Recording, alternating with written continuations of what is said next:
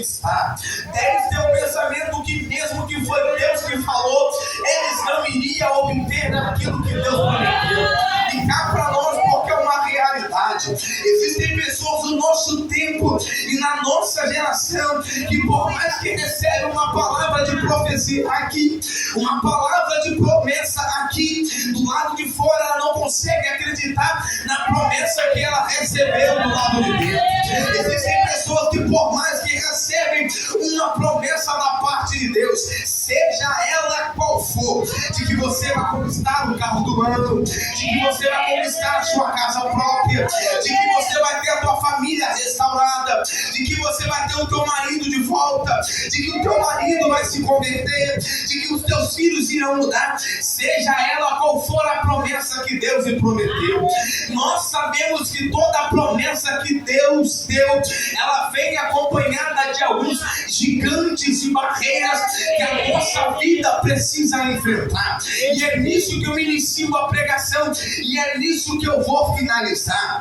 Existem promessas na nossa vida que por mais que foi Deus que prometeu, a promessa tem gigante, a promessa tem muralha, a promessa tem fortaleza, a promessa tem muros e barreiras para serem conquistadas. E é nessas barreiras, é nesses muros que muitos batem de frente e desacreditam da promessa que Deus lhe prometeu. Mas eu quero, como uma voz profética nessa noite, te lembrar que uma vez que Deus lhe prometeu, não tem ninguém que possa impedir aquilo que Deus tem para fazer na minha e na sua vida. Deixa eu te lembrar uma mensagem, ela é poderosa.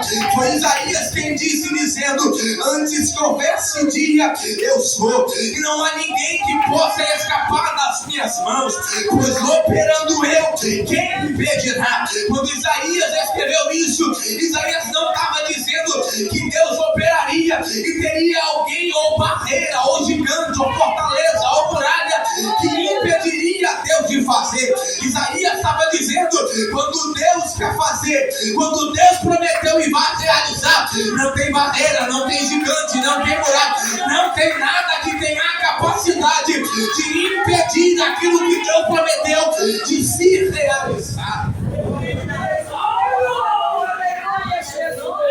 O pensamento dos 10 é pessimista. Não vai dar certo. Não tem como. Não tem possibilidade. Desse jeito. O tempo se passa.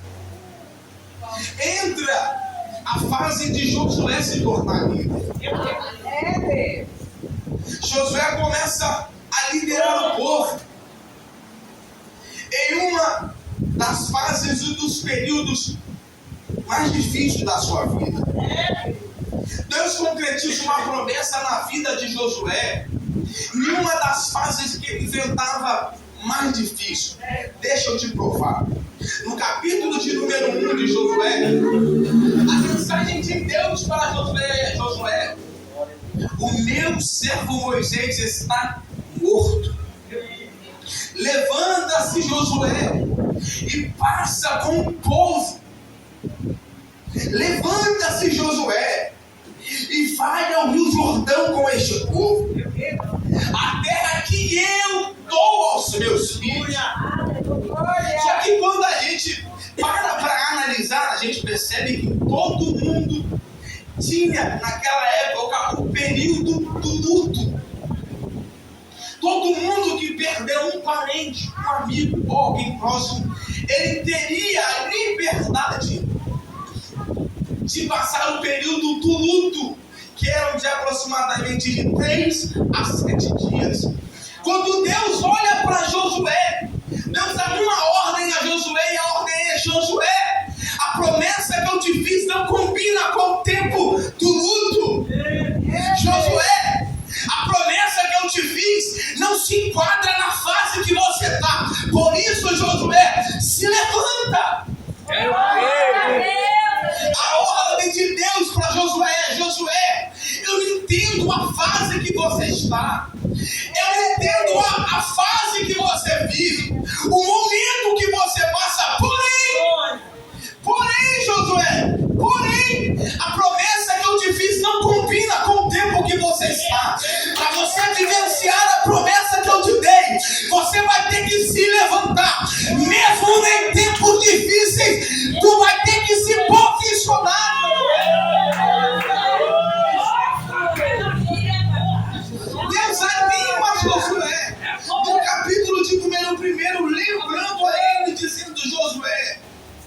fica tranquilo, esforça-te e tem de bom ânimo, porque da mesma forma que eu fui com meu servo Moisés, eu serei contigo, Josué.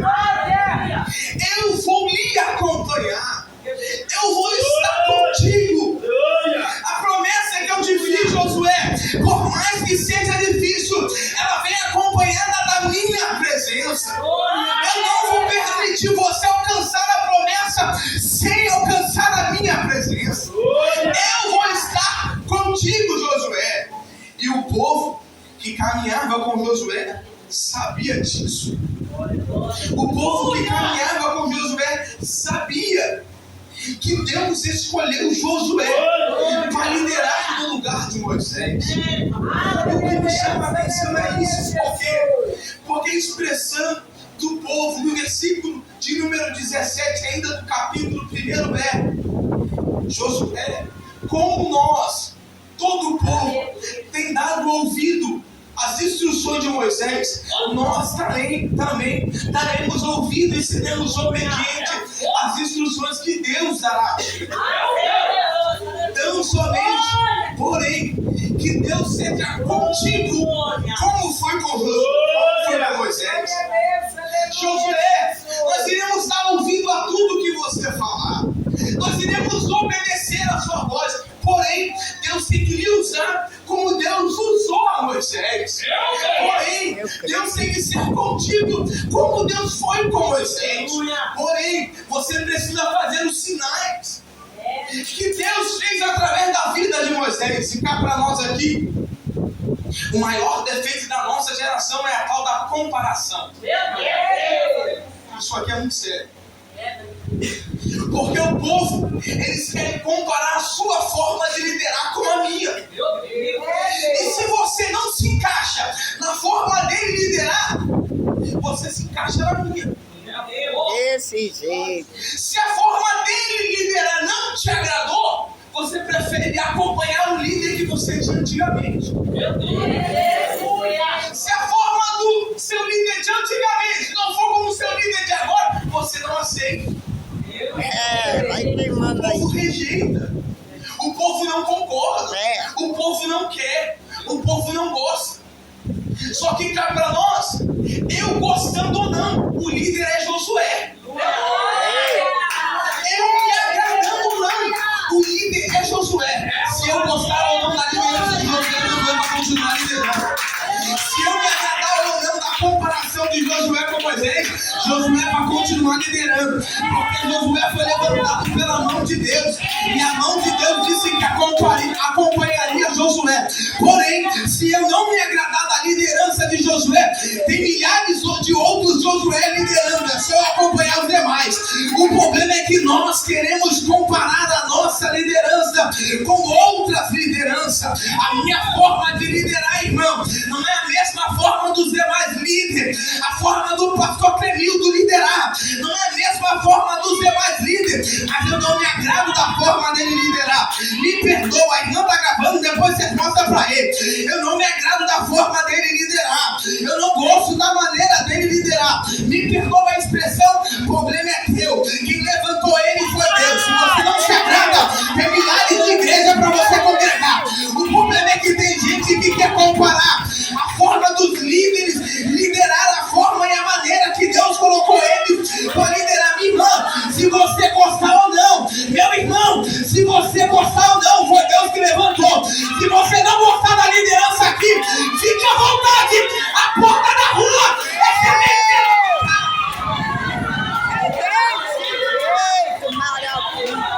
O problema é que nós queremos comparar. Se você não for como Moisés, eu não te sigo. Se você não for dos mistérios, como Moisés era dos mistérios, eu não te escuto. Se você não for como ele era, eu não te sigo. Se você não for como ele fazia, eu não te obedeço. Não tem problema. Se você está aqui e não obedece, você está debaixo de rebelião. E rebelião é pior do que pecado de feitiçaria. Deuteronômio disse isso.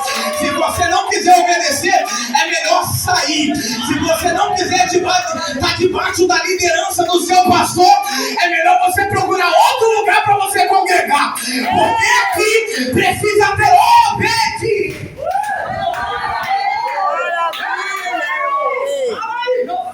A comparação do povo é. Nós vamos te ouvir. Nós vamos te obedecer. Nós vamos te seguir. Porém, Deus é não maravilhoso. somente que Deus lhe use como usou Moisés. Que Deus seja contigo como foi com Moisés. Nem todo mundo vai ser usado como você. Deus é maravilhoso. Nem todo irmão vai rodar no mistério como você roda. Creio. Isso não significa que ela não tem o Deus que você tem.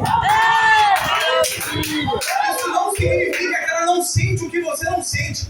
Existem pessoas que vão sentir Deus. Isso é a realidade. Existem pessoas que vão sentir Deus sentada, quietinha no canto dela. Já existem outras pessoas que vão sentir Deus e vão dar lugar. Isso não diferencia o Deus que eu sirvo ou o Deus que você serve. Existem pessoas que vão sentir Deus numa pregação eloquente. Já existem outras pessoas que vão sentir Deus numa pregação pausada, positiva, temática.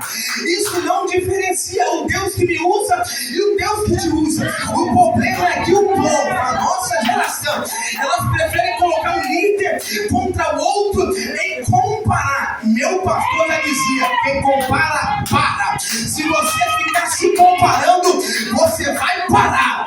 Se você ficar comparando A, comparando B, comparando C, comparando D, você vai parar. Porque a comparação não é de Deus. A comparação é do demônio. E a comparação faz muita gente parar. Fala aí, papai. A tal da comparação, meu irmão. Maravilhoso. Aquela não dá lugar igual ao outro. Aquela não canta igual ao outro. Aquele não lidera como o pastor liderava. Aquele não faz como o fulano de tal fazia. Não tem problema, irmão. É o jeito dele.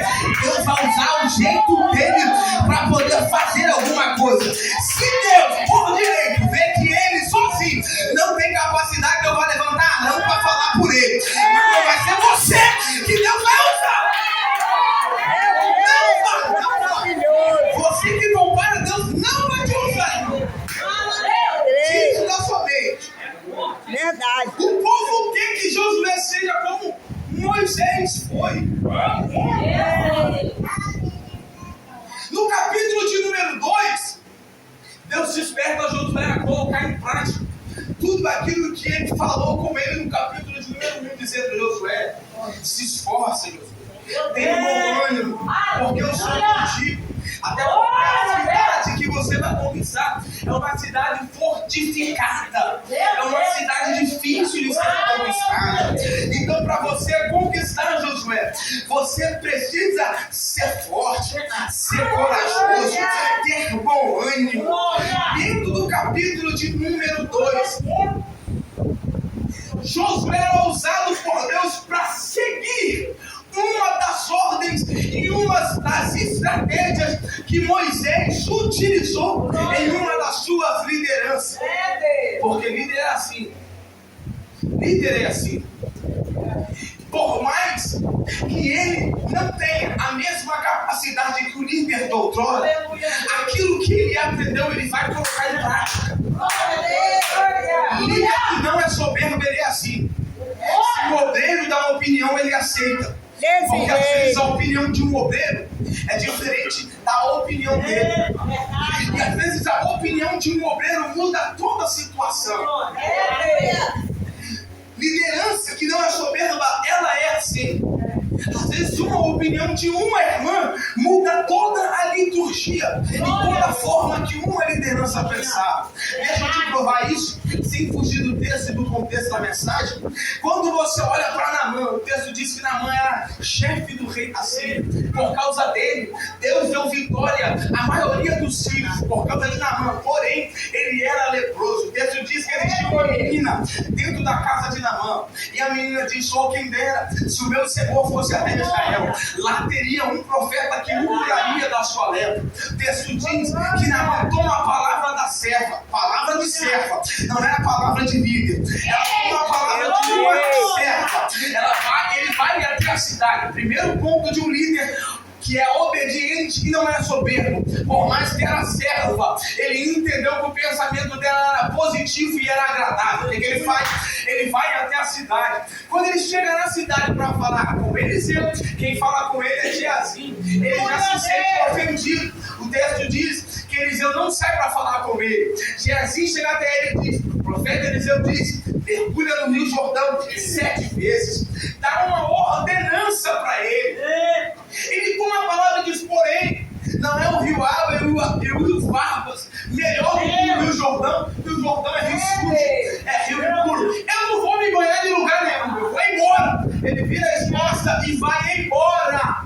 Vai embora para sua casa. No meio do caminho, o texto diz, explica bem explícito: um dos servos de Naamã chega até ele e diz: meu Senhor, ele é servo de Naamã. Meu Senhor, se o profeta tivesse falado algo difícil, o Senhor não faria. Ele falou algo simples. Por que o Senhor não faz? Na hora, na cabeça do líder, através de uma opinião de um servo, de um obreiro, acende uma luz. Realmente, é verdade, eu vou me banhar. E por causa da opinião do servo, do obreiro, Naamã foi curado da sua lepra. Se o obreiro fosse um obreiro relaxado e não tivesse nem aí para nada, e tivesse ido embora com ele, estava ele, Naamã, todo mundo leproso, mas o obreiro percebeu que a opinião dele mudaria o pensamento de Naamã. Por isso que o obreiro opinou. Tem opiniões